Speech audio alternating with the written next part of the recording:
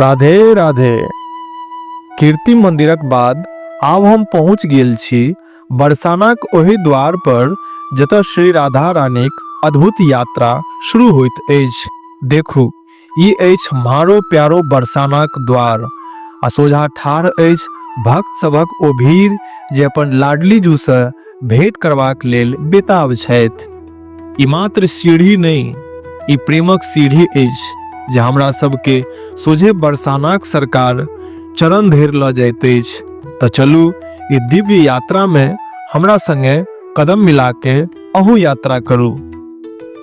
वाह, इस सीढ़ी पर चढ़बाक अनुभव बहुत अद्भुत अछि। शायद यही कारणे एकरा चढ़बा में थोड़े थकावट सेहो होइत अछि।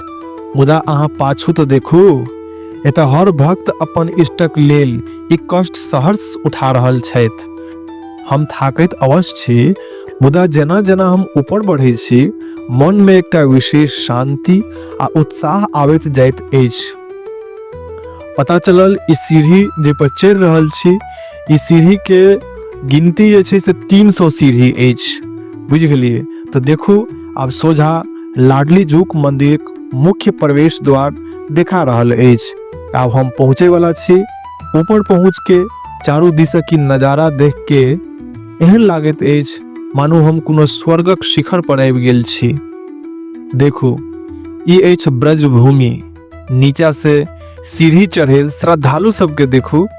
एतऽ के हवा में मात्र राधे राधे के वास अछि। मंदिर परिसर के भव्यता, चारू दिशक शांति, ई नजारा हमरा सबके बताबैत अछि जे बरसाना कियाक संपूर्ण ब्रज के हृदय कहाबैत अछि। इहो स्थान अछि जतऽ आबि के हर जीव प्रेम से सराबोर भ जाइत अछि। अंत में हम आबि गेल छी। ई अछि हमर बरसाना रानी लाडली जू श्री राधा रानीक अलौकिक दर्शन। इनका के निहारू, इनका के करुणा, इनका के सौंदर्य, ई ओ क्षण अछि जे हर भक्त अपन हृदय में जीवन भर के लेल कैद क लेवे के चाहैत अछि। आ अहाँ चारू दिस देखू, सब गोटा ई अनमोल पल के अपन कैमरा में, अपन मोबाइल में कैद कर रहल छथि। ई मात्र एगो फोटो नहीं अछि, ई प्रेमक निशानी अछि। माँ के सोझा ठाढ़ भ के जे भक्त के शांति भेटैत अछि, ओ कतौ दोसर ठाम नहीं भेट सकैत अछि। दर्शनक बाद आब हम घुरि रहल छी।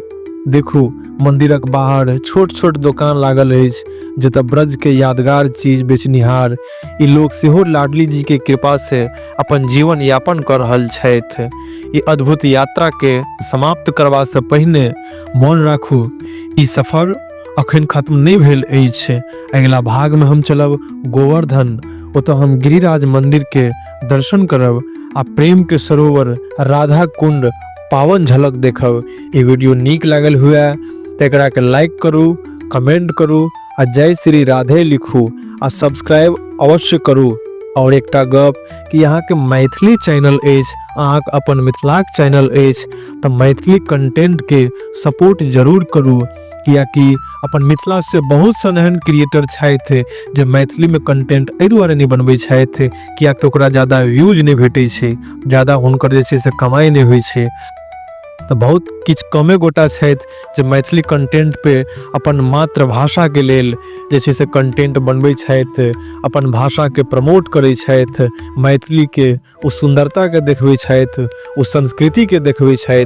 तो मैथिली कंटेंट के जरूर अपने के सपोर्ट करियो, आगा बढ़ाबियो। ठीक छै? तो उसका वीडियो में बस एतबी। जल्द भेटै छी गोवर्धन पे।